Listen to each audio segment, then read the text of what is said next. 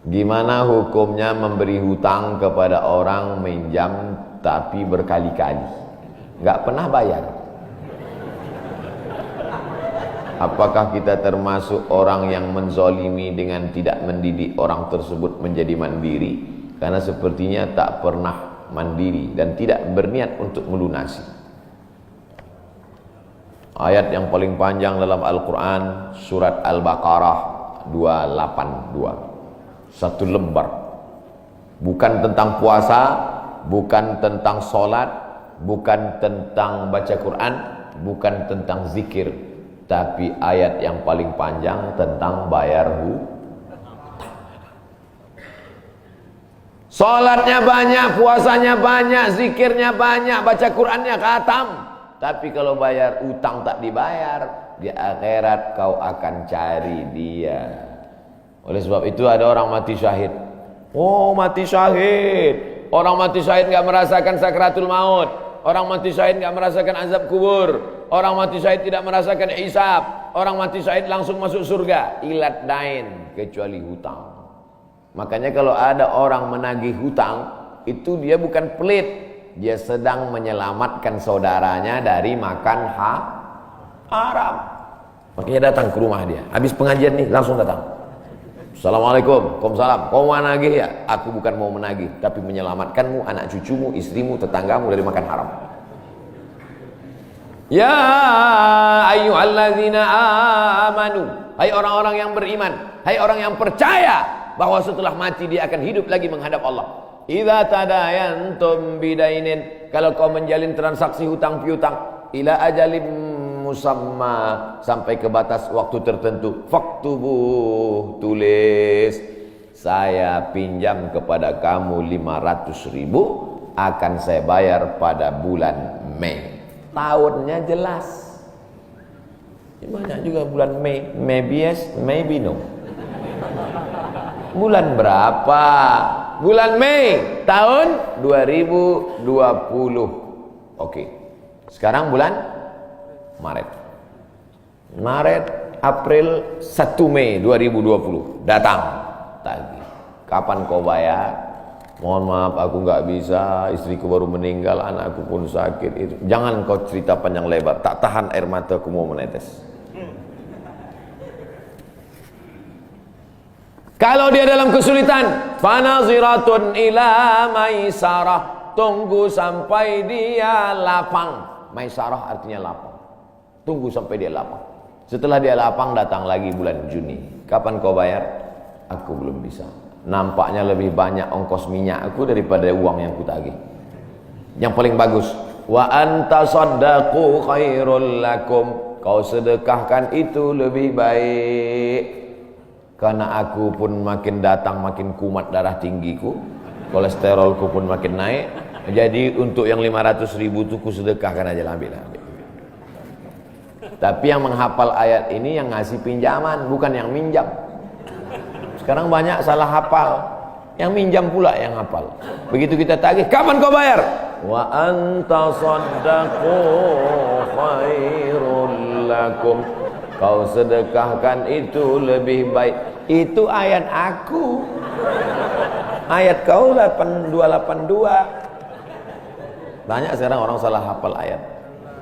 Jadi dalam Islam hutang piutang adalah ajaran tolong menolong tertulis dalam Quran. Namanya fikih muamalah. Ada fikih ibadah, sholat, zakat, puasa. Ada fikih jihad, jihad fisabilillah. Ada namanya fikih muamalat. Hutang piutang, gadai menggadai, pinjam meminjam, murabahah, mudharabah, bagi hasil. Maka hutang piutang ini cara tolong menolong. Jangan sampai dihilangkan. Tapi kalau tidak mendidik, maka Islam bukan agama yang memanjakan orang. Ada anak yang kurang ajar kepada orang tuanya. Bagaimana caranya berbakti kepada orang tua yang telah wafat? Apakah anak ini masih dapat ampunan Allah Subhanahu wa taala? Datanglah seorang bapak mengadu kepada Umar bin Khattab. Assalamualaikum Khalifah Amirul Mukminin Umar bin Khattab. Waalaikumsalam. Ini anak saya kurang ajar, tolong dihajar dulu. Kata Umar bin Khattab, Umar bin Khattab orangnya bijaksana. Dia tidak mau main pukul, dia tanya dulu, kenapa kau kurang ajar pada bapakmu? Hai Umar bin Khattab, kata anaknya, ya, apakah seorang anak itu punya hak terhadap bapaknya? Ya. Apa hak anak? Mencarikan ibunya yang solihah, memberikan nama yang baik, memberikan makanan yang halal. Itu hak anak. Kata anaknya, ibuku tidak baik, makanku tidak halal, namaku pun tak baik. Apa kata Nabi kepada bapaknya?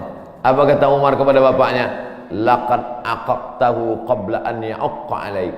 Sebelum anakmu durhaka kepadamu, kau sudah durhaka duluan kepada anakmu. Jadi kalau begitu, ada anak durhaka, ada bapak Ini jangan sampai anak bapak tahu. Nanti dia pulang, anak durhaka kok. Dia senyum, kau bapak durhaka. Ibunya tak baik, namanya tak baik, makannya tak baik. Kasih dia nama yang baik, kasih dia makan yang halal. Kadang-kadang kenapa otaknya tak lurus? Karena makannya tak halal. Dikasih dia makan rishwah, makan sogok, makan haram. Kenapa kau kasih makan haram? Gimana lah Pak Ustadz, yang haramnya aja pun payah. Astagfirullah. Allah sediakan alam semesta begitu banyak yang halal. Kenapa kau kasih dia makan haram? Jangan pernah kasih anak makan haram. Pesan kakek saya, datuk saya, kalau bahasa kampungnya grandfather. Cucuku 40 orang, yang satu ini jangan sekolah umum. Maksudnya saya tak dikasih sekolah umum, maka saya tak pernah sekolah umum. Sekolah ibtidaiyah, sanawiyah, aliyah, al-azhar, Maroko, Sudan. Tak pernah sekolah umum. Cucuku yang ini jangan sekolah umum, jangan kasih makan haram, nanti otaknya gelap. Cucuku yang ini jangan kalian kasih makan haram, nanti otaknya gelap. Pesan itu disampaikan almarhumah mak saya ke saya. Kau pun nanti anak kau jangan kau kasih makan haram, nanti otaknya gelap. Kalau sudah otak gelap, tak bisa membedakan mana tiang, mana orang. Sifatnya kembali gitu. Nah, jangan sampai anak kita durhaka gara-gara kita bapak yang durhaka.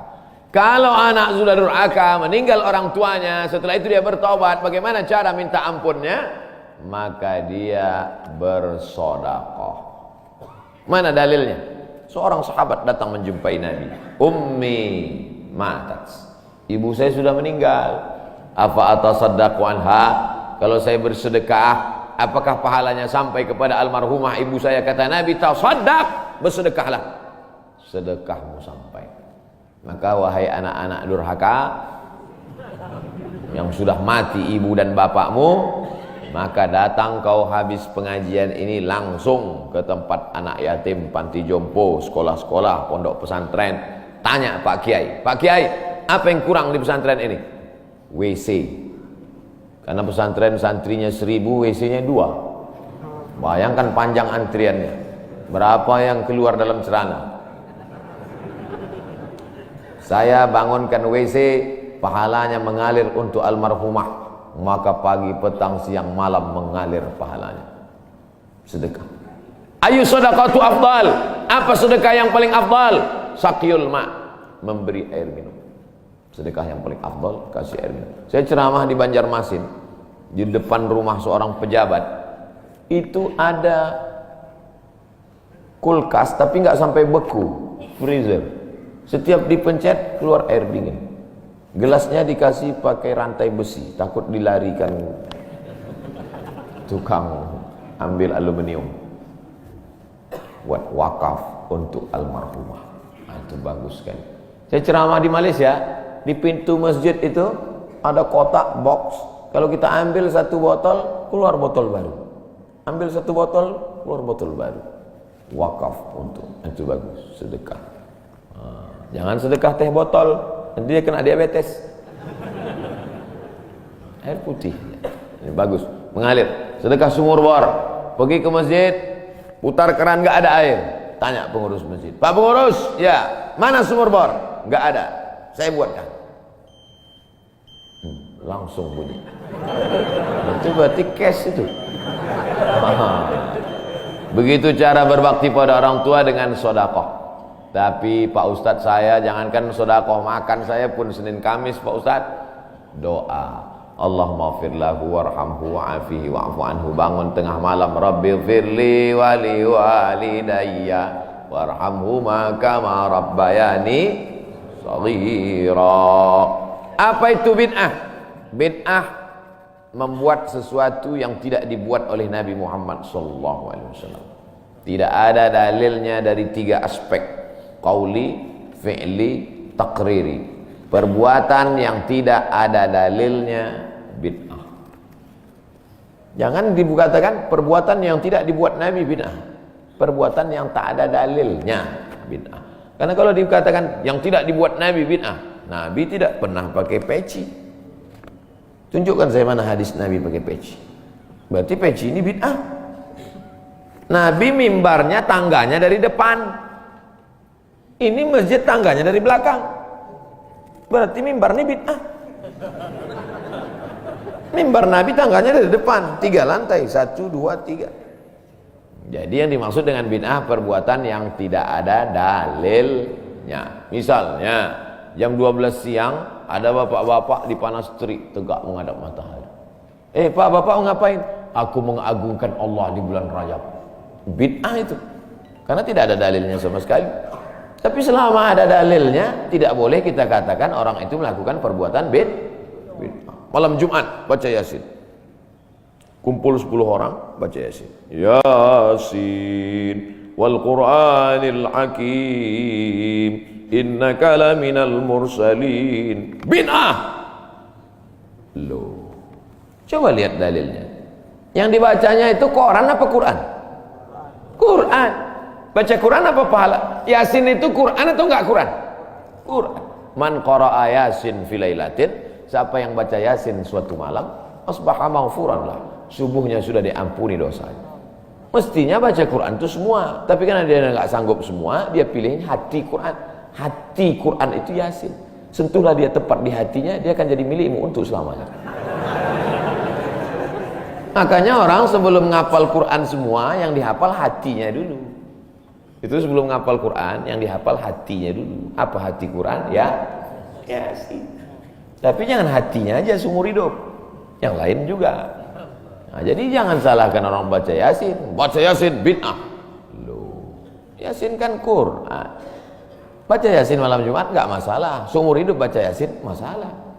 Karena banyak surat yang lain.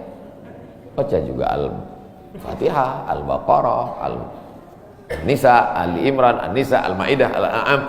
Nah, jadi mudah. Perbuatan tidak ada dalilnya bid'ah. Selama ada dalilnya tidak bid'ah.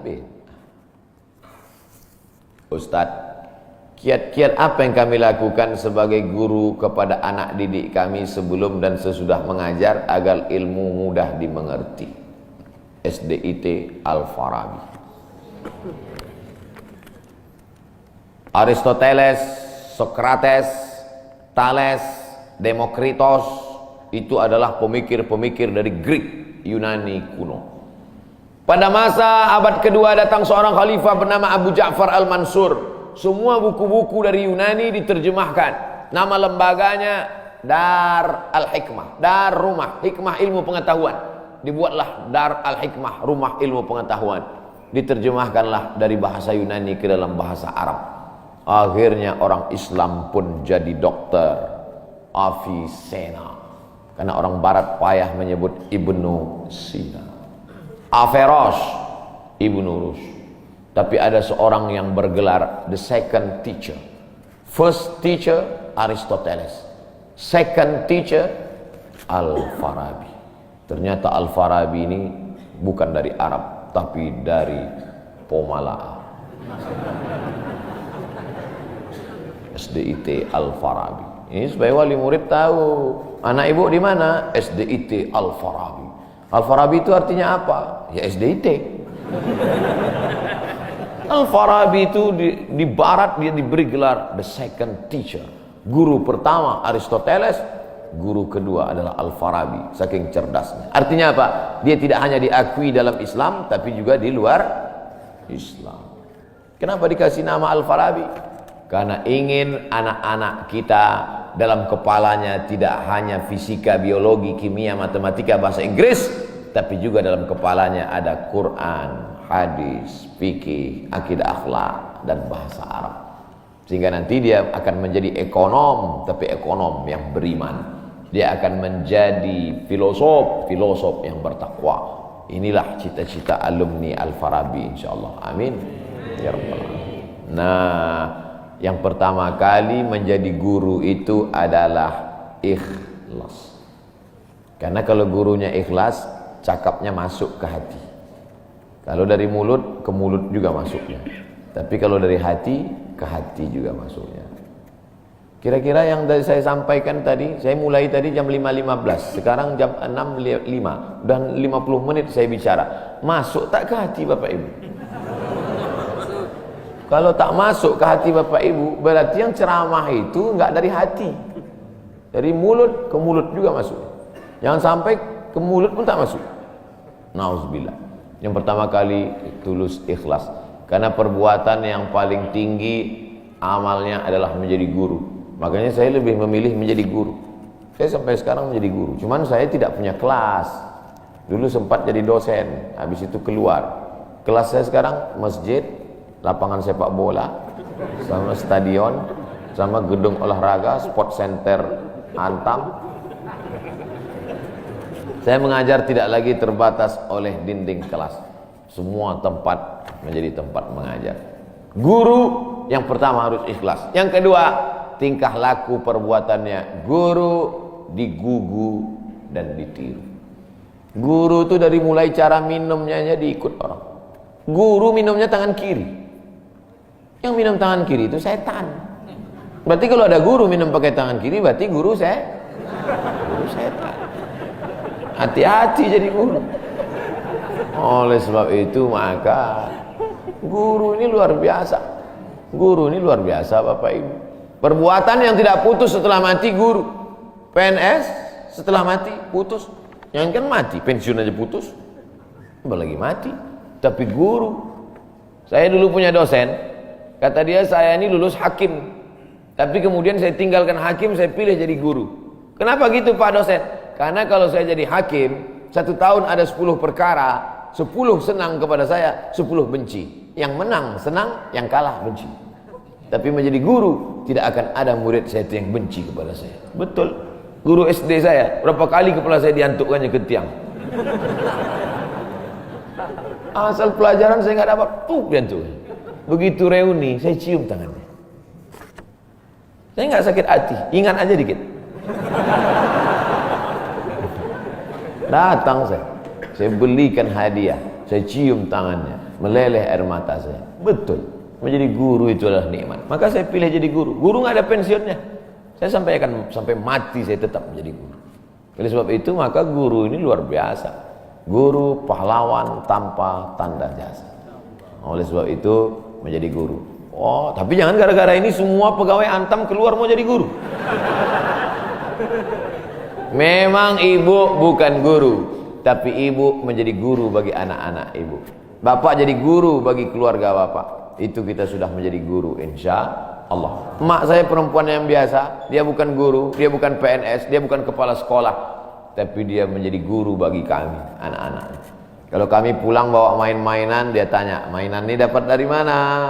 Dari jalan mak, antar ke tempat kau jumpa tadi, karena tak tahu itu punya siapa. Nanti di akhirat ini akan kau pikul menghadap Allah SWT. Sampai hari ini kalau ketemu barang-barang di jalan tidak berani bawa pulang, ingat pesan almarhumah emak itu. Mungkin cakap ustaz tidak masuk ke telinganya, tapi kata-kata ibu luar biasa. Ibu-ibu, bapak-bapak, nanti kalau mau sakratul maut, pesan paling jitu sampaikan pas mau mati.